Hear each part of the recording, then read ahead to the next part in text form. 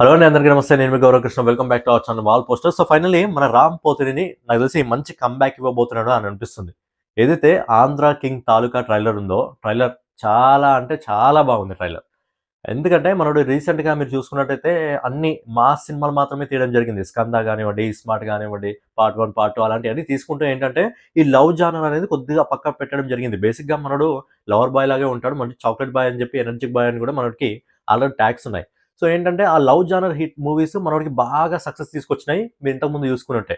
కాకపోతే action movies పరంగా 'ఇస్మార్ట్ శంకర్' ఒక్కటి తప్ప తర్వాత సెకండ్ పార్ట్ వచ్చింది 'స్కంద' అంత ఆకట్టుకోలేకపోయాయి. సో చాలా రోజుల తర్వాత మనోడికి అంటే మనోడి ఫేస్‌కి, మనోడి యాటిట్యూడ్‌కి ఎలాంటి సినిమాలు మ్యాచ్ అయితాయో మళ్ళీ అలాంటి సినిమాని తీసుకొని రావడం జరిగింది. దాంతో పాటు ఈ సినిమాలో మనోడు ఒక సాంగ్‌ని కూడా రాయడం జరిగింది. సో సాంగ్‌ని కూడా రాసాడు. ఆ సాంగ్‌ని అనిరుద్ రవిచంద్రన్ గారు పాడడం జరిగింది. ఆ సాంగ్ అనేది యూట్యూబ్‌లో ఎందుకు సక్సెస్ అయిందో మనందరికీ తెలిసిన విషయమే. సో ఫైనల్‌గా ట్రైలర్ విషయానికొస్తే, ఈ సినిమాలో మనకు రామ్ పోతినేని ఏ విధంగా కనిపిస్తున్నాడంటే, ఒక కల్ట్ ఫ్యాన్ అంటారు గదా!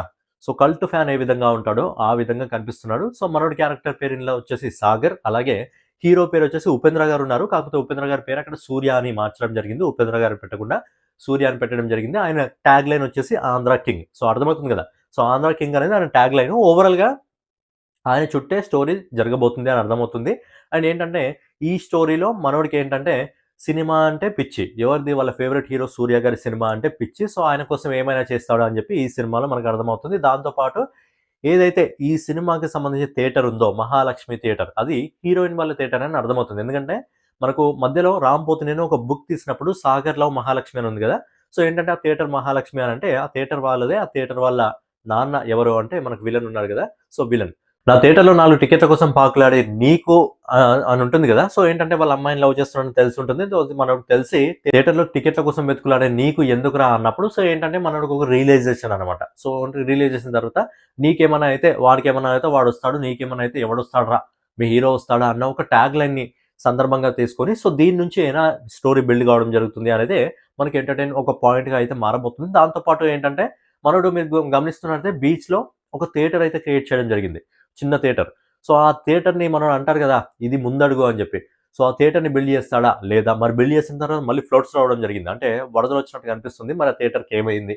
తర్వాత అంతకంటే పెద్ద థియేటర్ రిలీజ్ చేసారా? మరి సో, మన 'సాగర్' కోసం ఎందుకు 'సూర్య' వస్తాడు? అంటే హీరో సారీ 'ఉపేంద్ర' ఇంకా మన 'రామ్ పోతినేని' కోసం ఏ విధంగా వస్తాడు? ఇతని మేటర్ అక్కడి వరకు ఎలా వెళ్తుంది? ఎలా అంతవరకు తీసుకెళ్తాడు? కల్ట్ ఫ్యాన్ అని జెప్పి ఎలా తెలుస్తుంది? ఎందుకంటే మనం చూసుకున్నట్టయితే వీళ్ళిద్దరు కలిసారా లేదా అని పక్కన పెడితే రాహుల్ రామకృష్ణ మనకు ఒకానొక సందర్భంలో మనకు ఉపేంద్ర గారి పక్కన సూర్య గారి పక్కన ఉన్నట్టుగా అనిపిస్తుంది. సో ఏంటంటే ఓవరాల్‌గా సినిమా స్టోరీ ఏంటంటే మంచి లవ్ స్టోరీని బేస్ చేసుకొని ఒక కల్ట్ బాయ్ నుంచి, ఒక లవర్ బాయ్ నుంచి తర్వాత కల్ట్ ఫ్యాన్.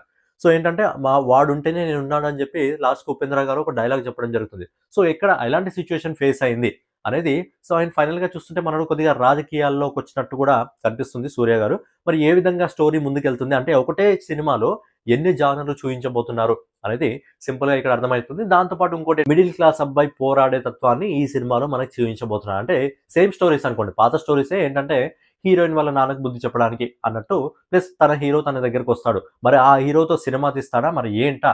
అనేది 27థ్ నవంబర్ ఈ సినిమా వస్తుంది కాబట్టి 27థ్ నవంబర్ మనకు థియేటర్‌లో అయితే తెలుస్తుంది. బట్ ఏంటంటే ఎందుకో అనిపిస్తుంది 'రామ్ పోతినేనికి' ఇది మంచి కమ్‌బ్యాక్ అవ్వబోతుంది. అలాగే మంచి హిట్ కొట్టబోతుంది అని చెప్పి ఎందుకో అని అనిపిస్తుంది. మరి మీ అభిప్రాయం ఏంటి? ట్రైలర్ మీరు చూసుంటే ఏ విధంగా అనిపించింది? మీకు 'రామ్ పోతినేని' చాలా రోజుల తర్వాత మళ్ళొక మంచి స్టోరీస్‌తో మన ముందుకు రావడం జరిగింది కాబట్టి మీకే విధంగా అనిపించిందని ట్రైలర్ కింద కామెంట్ చేయండి. సో ఫైనల్‌గా ఇదనమాట వీడియో మీకు నచ్చినట్లయితే ఖచ్చితంగా లైక్ చేసి, కామెంట్ చేసి, సబ్స్క్రైబ్ చేసుకొని డైలీ ఇలాంటి ఇంట్రెస్టింగ్ వీడియోస్ కోసం మన వాల్ పోస్టర్ ఛానెల్‌ని ఫాలో అవుతూ ఉండండి.